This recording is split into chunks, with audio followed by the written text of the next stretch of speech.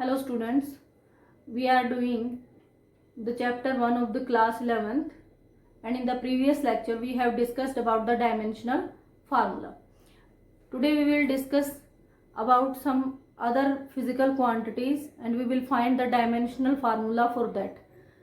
And dimensional variable हमने पिछले उसमें निकाला था the physical quantities which possesses dimensions, यानी कि वो physical quantities which have dimensions, जिनके डायमेंशंस होंगे वो क्या कहलाते हैं, डायमेंशनल वेरिएबल्स कहलाती हैं। और डायमेंशंस के लिए आपने एग्जांपल के तौर पर देखा भी था पिछले उसमें हमने निकाला था, एरिया के डायमेंशंस होते हैं, लेंथ के होते हैं, एरिया, वॉल्यूम, वेलोसिटी, लेंथ तो बेसिक क्वांटिटी है ना हमारी, और भी बहुत सारी जो क्वांटिटीज हैं। इट मींस डायमेंशनल वेरिएबल क्या है, those the physical quantities which possesses dimensions are known as dimensional variables. फिर आता है कि डायमेंशनलेस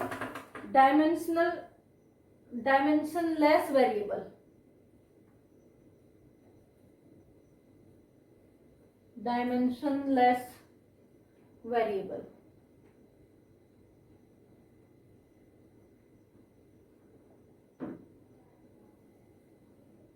ठीक है।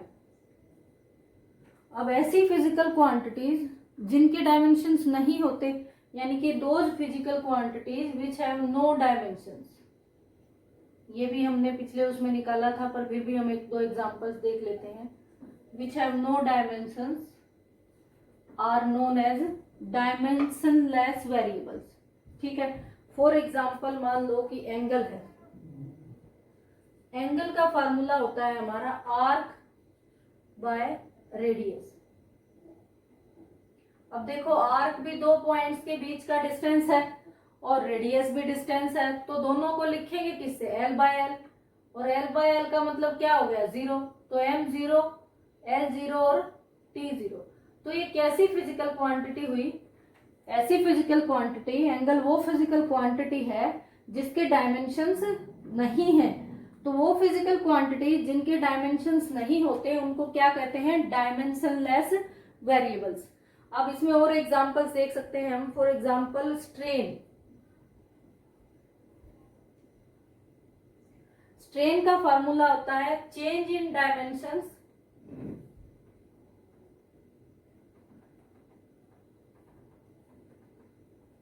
ये हम पढ़े भी गए अगले चैप्टर में, आगे चैप्टर आएगा हमारे पास पूरा, जितनी भी फिजिकल क्वांटिटीज हम रीड कर रहे हैं ये सारी हमें आगे चैप्टर वाइज भी आएंगी। Change in dimensions by original dimensions. अब डायमेंशंस क्या है, यहाँ पे लेंथ भी हो सकती है, एरिया भी हो सकता है और वॉल्यूम भी हो सकता है। तो अगर मैं इसको यहाँ जो स्ट्रेन की है ना, स्ट्रेन की टर्म का जो डायमेंशंस का जो लिखा है यहाँ, ये जो डायमेंशंस के बारे में कहा गया है, ये डायमेंशंस है उसकी लेंथ, एरिया या वॉल्यूम, ठीक है। तो अगर लेंथ है तो change in length bye original length, और अगर एरिया का डायमेंशंस में, एरिया की टर्म में बात हो रही है तो change in area bye original area, और अगर वॉल्यूम की टर्म में स्ट्रेन की बात होगी तो change in volume by original volume. मतलब स्ट्रेन जो है ना वो कई टाइप्स की होती है, ठीक, उसके हिसाब से।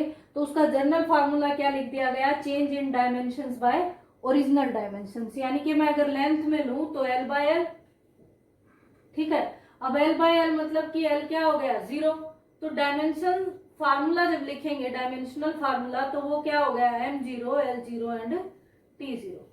तो ये जो फिजिकल क्वांटिटीज हुई ये किसके एग्जाम्पल हो गए, डायमेंशनलेस वेरिएबल्स के। अब फिर आता है हमारे पास डायमेंशनल कॉन्स्टेंट्स, कि ऐसे कांस्टेंट जिनके डायमेंशंस होते हैं।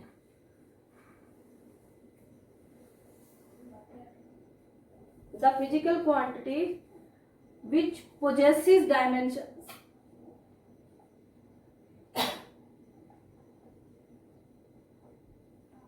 The physical quantities which possesses dimensions, यानी कि जिनके डायमेंशंस तो होंगे बट जिनकी जो वैल्यू है वो क्या होती है, बट है कांस्टेंट वैल्यूज,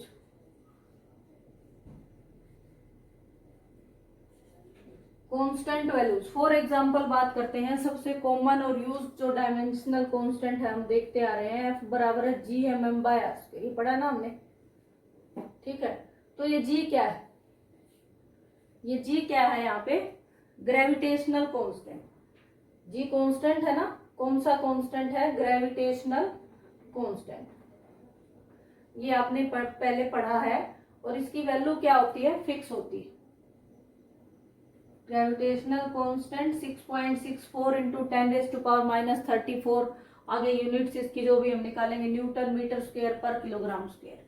इसकी वैल्यू फिक्स है 6.67 इंटू 10⁻⁻34 न्यूटन मीटर स्क्वायर पर किलोग्राम स्क्वायर। ये फिक्स वैल्यू है, ठीक है। तो अब इसके डायमेंशन अब इसने कहा कि विच पोजेसेस डायमेंशंस, मतलब इसके डायमेंशंस तो होंगे, तो निकाल के देखते हैं क्या होंगे। G बराबर है FR² divide by mm। F का क्या होगा, डायमेंशनल फार्मूला हमने पिछले चैप्टर में पढ़ा है। F क्या, force mlt-2 into L2। Distance से लिखेंगे सारे, रेडियस क्या होगा जो भी है, R क्या है यहाँ पे डिस्टेंस है, और M कैपिटल M से लिखेंगे दोनों को ही, स्मॉल m और कैपिटल M दोनों को। तो M से तो M कैंसिल हो गया, ठीक है। अब ये M ऊपर चला जाएगा, तो ये क्या हो गया, m-1, और ये L की 2 है, ये L की 1 है, तो कितनी हो गई, L की 3 एंड t-2। तो ये क्या आ गया इसका डायमेंशनल फॉर्मूला। और इसके पावर्स क्या है, डायमेंशंस क्या है, -3, सॉरी डायमेंशंस क्या लिखेंगे इसके, -1, 3 एंड -2। ये क्या है, इसके डायमेंशंस है। ये क्या है, डायमेंशनल फॉर्मूला है, ठीक है। और कॉन्स्टेंट्स देखते हैं, और भी है हमारे पास। अब आगे देखें, जैसे प्लैंक्स कांस्टेंट, एक तो हो गया G ग्रेविटेशनल कांस्टेंट, फिर है एक Planck's constant. E is equal to एक फार्मूला है एनर्जी का h-μ। यहाँ पे E क्या है, एनर्जी है, H क्या है, प्लैंक्स कांस्टेंट है, और म्यू क्या है, फ्रीक्वेंसी है। ये क्या है, फ्रीक्वेंसी। फ्रीक्वेंसी का डायमेंशनल फार्मूला हमने लास्ट में निकाला था। अब एनर्जी भी हम निकाल चुके हैं, तो यहां से H क्या आ जाएगा, H बराबर है E/μ, ठीक है। तो E क्या है, E का डायमेंशनल फार्मूला है mL2t-2। ये याद रखें अपने आप, या फिर निकाल के देख लें। और फ्रीक्वेंसी होती है, frequency is reciprocal of time period, तो इसका डायमेंशनल फार्मूला है t की -1। तो यहाँ पे हमने लिख दिया t की -1। ये -1 ऊपर जाके क्या हो जाएगा, प्लस, ठीक है। तो ये हो गया हमारे पास mL2। अब ये देखो यहाँ ले लेते हैं, t-2 है और t-1 प्लस का हो गया, तो ये कितना बन गया, बेस सेम है, पावर क्या हो जाएंगी ऐड, -2 + 1, तो कितना आ गया, t की पावर -1। तो प्लैंक्स कांस्टेंट का फार्मूला क्या आ गया, mL2t-1। दूसरा कांस्टेंट और आ गया हमारे पास एक h, यानी कि प्लैंक्स कांस्टेंट। और देखते हैं, एक होता है force constant. Force constant, force constant क्या लेते हैं हम, F is equal to formula होता है kx। ये k क्या है, force constant, k is equal to F divided by x। x is displacement. अगर मान लो एक स्प्रिंग है ना, उसको खींचते हो, ठीक है, तो उसमें कुछ लेंथ में चेंज आता है ना उसकी, तो ये वो डिस्प्लेसमेंट है। तो फोर्स का फार्मूला क्या है, mL2, और ये क्या हो जाएगा, L से L कैंसिल, ये क्या आ गया, mT-2, ठीक है। तो डायमेंशनल फार्मूला क्या आ गया फोर्स कांस्टेंट का,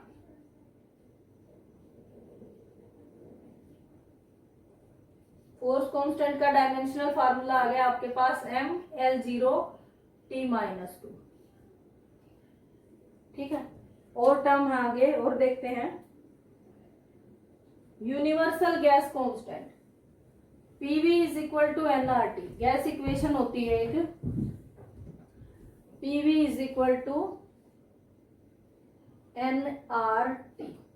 ठीक है, यहाँ n तो नंबर ऑफ मोल्स है, तो नंबर ऑफ मोल्स भी हमारी बेस क्वांटिटी है, ये आपने पहले पढ़ा होगा, उसको हम मोल से लिखते हैं, n को क्या लिखेंगे हम, मोल से। ठीक है, ये एक बेस यूनिट है हमारी, बेस फंडामेंटल क्वांटिटी जो हमने पढ़ी थी। तो यहाँ से r जो है ना, इस r को हम बोलते हैं gas constant, r is a gas constant. अब इस r की वैल्यू क्या होगी, देखो r is equal to P V divided by N T. P क्या है, pressure, pressure is equal to, नहीं देखा होगा तो कल पहले देखो, force per unit area, pressure की यूनिट है फोर्स पर यूनिट, प्रेशर का फार्मूला है force per unit area, force is equal to M L T minus two divide by L to. तो ये क्या आ गया, एल टू ऊपर जाके क्या हो जाएगा, माइनस एल की माइनस टू हो जाएगा, तो ये आ गया एम एल माइनस वन और टी माइनस टू। तो प्रेशर का डायमेंशनल फार्मूला ये आ गया। इस डायमेंशनल फार्मूले को हम इस इक्वेशन में रख देंगे, M L minus one T minus two into volume का कितना होगा, वॉल्यूम का एल क्यूब, ये भी निकाला था लास्ट लेक्चर में, डिवाइड बाय एन को क्या लिखेंगे, और मोल इनटू टी। टी टेम्परेचर है ये बेसिकली हमारे पास, दिस इज टेम्परेचर। तो टेम्परेचर को हम किससे लेंगे, केल्विन से, ये भी एक बेस यूनिट है हमारी, टेम्परेचर इज रिटन एज के। ठीक है, तो ये वैल्यू आ गई, फार्मूला आ जाएगा एम एल की कितना हो गया 2, टी की -2 और पर मोल और पर केल्विन। ठीक है, this is the dimensional formula of gas constant. घबराने की जरूरत नहीं है, ये सब आप जितनी प्रैक्टिस करेंगे उतना अपने आप आते चले जाएंगे। कुछ नहीं है, फार्मूला लर्न करना है सिर्फ, और उसके बाद जो भी हमारी मेथड है MLT की टर्म में कन्वर्ट करने का, उसको बेस यूनिट्स में कन्वर्ट करते रहना है। अब तीसरा एक और कांस्टेंट है सोलर कांस्टेंट। बहुत सारे हैं, हम कुछ डिस्कस करेंगे, कुछ आगे आपके चैप्टर्स में जब आएंगे तो अपने आप याद भी हो जाएंगे। तो सोलर कांस्टेंट का फार्मूला होता है energy divide by area into time. अब एनर्जी क्या होगी हमारे पास, M L T minus two area L two into time T. ठीक है, टर्म्स को ऊपर ले जाओ, एम एल माइनस वन, यहाँ 2 प्लस का है, ऊपर जाके क्या हो जाएगा माइनस का, यहाँ 1 प्लस है ये, और ऊपर जाके क्या हो जाएगा माइनस का, तो टी माइनस 3। तो सोलर कांस्टेंट की क्या आ गई आपके पास dimensions, M L minus one और टी माइनस 3। उसके बाद है डायमेंशनलेस कांस्टेंट। फिर बहुत सारे ऐसे कांस्टेंट्स भी हैं, ये तो डायमेंशनल कांस्टेंट है, एक है डायमेंशनलेस कांस्टेंट्स, मतलब ऐसे कांस्टेंट जिनके डायमेंशंस भी नहीं होते हैं, no dimensions, which have no dimensions. ये कौन से थे, जिनके डायमेंशंस होते हैं और वैल्यू क्या होती है, फिक्स होती है। और डायमेंशनलेस कांस्टेंट कौन से होंगे, the constant which have no dimensions but fixed value. For example pi, pi की वैल्यू 22/7 आप जानते फिक्स होती है, ई, ये क्या है, ये डायमेंशनलेस कांस्टेंट है, इनके कोई डायमेंशंस नहीं होते और इनकी वैल्यू फिक्स होती है। ठीक है, उसके बाद आप इसमें और बहुत सारी फिजिकल क्वांटिटीज हैं, उनकी प्रैक्टिस कीजिएगा। जैसे फॉर एग्जांपल 2-4 और हम निकाल के देख लेते हैं। कुछ फिजिकल क्वांटिटीज हैं जो कई बार पेपर में आ जाते हैं, जैसे यंग्स मॉडुलस, यंग्स मॉडुलस, और दूसरी है, एक है हमारे पास सरफेस टेंशन, सरफेस टेंशन तो शायद कर ली थी, coefficient of viscosity, coefficient of viscosity,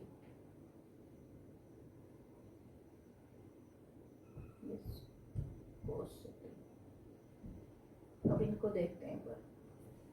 Young's modulus, सबसे पहले यंग्स मॉडुलस को देख लेते हैं। यंग्स मॉडुलस क्या है, y इज इक्वल टू, इसका dimensional formula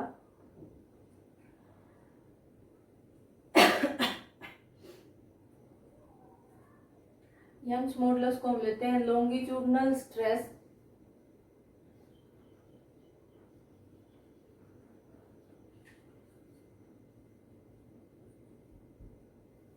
by longitudinal strain.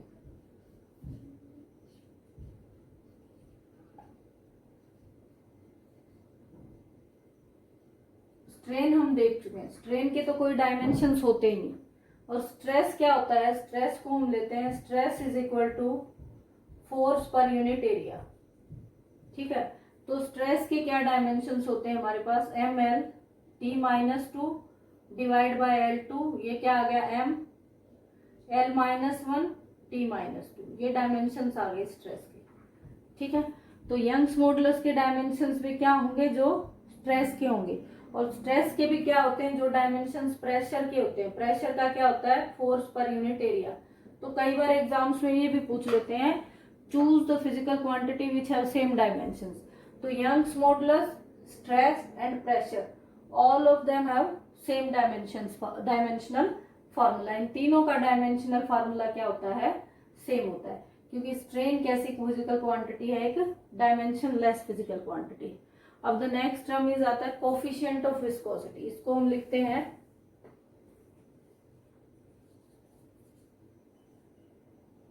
Coefficient of viscosity को ईटा से लिखते हैं, इसको ऐसे लिखते हैं हम, ये इसकी नोटेशन है। तो इसका फार्मूला क्या होता है कोफिशिएंट ऑफ विस्कोसिटी का, this is equal to force, coefficient of viscosity is force per unit area into velocity gradient. देखो मैंने अभी पीछे शायद डिस्कस भी किया था, किसी भी टर्म के साथ अगर ग्रेडियंट लगा है, मान लो वेलोसिटी के साथ ग्रेडियंट लगा है, तो वेलोसिटी ग्रेडियंट का क्या मतलब है, change in velocity with respect to time, sorry with respect to distance, change in velocity with respect to distance. Pressure gradient, force gradient, किसी भी क्वांटिटी के साथ ग्रेडियंट लगा है तो that quantity divided by distance, वो आप निकाल लें। तो यहाँ से वेलोसिटी क्या है, एल टी माइनस वन, और डिस्टेंस एल, तो एल से एल कैंसल, ये क्या आ गया T minus one. Velocity gradient का फार्मूला क्या हो गया हमारे पास, टी माइनस वन। तो ये फार्मूला हम इसमें पुट कर देंगे, तो यहाँ से ईटा क्या आ जाएगा, विस्कोसिटी, यानी कि कोफिशिएंट ऑफ विस्कोसिटी को क्या लिखेंगे, this is equal to M L T minus two divide by L two into T minus one. L two ऊपर चला जाएगा तो क्या हो जाएगा एल माइनस वन, और टी की पावर ऊपर माइनस टू है, नीचे माइनस वन है, तो ऊपर जाके प्लस हो जाएगी तो माइनस वन। तो ये आ गया this is equal to M L minus one T minus one. Coefficient of viscosity का क्या फार्मूला आ गया हमारे पास, M L minus one T minus one. ठीक है, उसके बाद है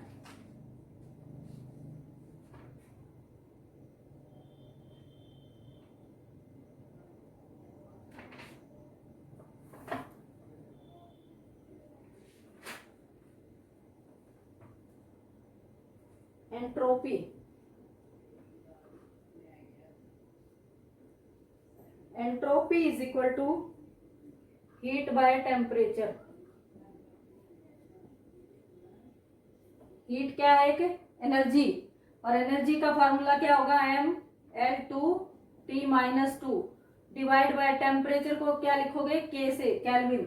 तो ये क्या आ जाएगा, M L two T minus two और के माइनस वन। ठीक है, तो ये डायमेंशनल फार्मूलेज की आप प्रैक्टिस कर लेना। नेक्स्ट जो लेक्चर होगा हमारा, उसमें हम क्या करेंगे, डायमेंशनल एनालिसिस के यूजेस को डिस्कस करेंगे। और डायमेंशनल फार्मूला अगर आपको अच्छे से निकालना आता होगा तो जो डायमेंशनल एनालिसिस के जितनी भी 3 एप्लीकेशंस हैं वो हम आसानी से कर पाएंगे।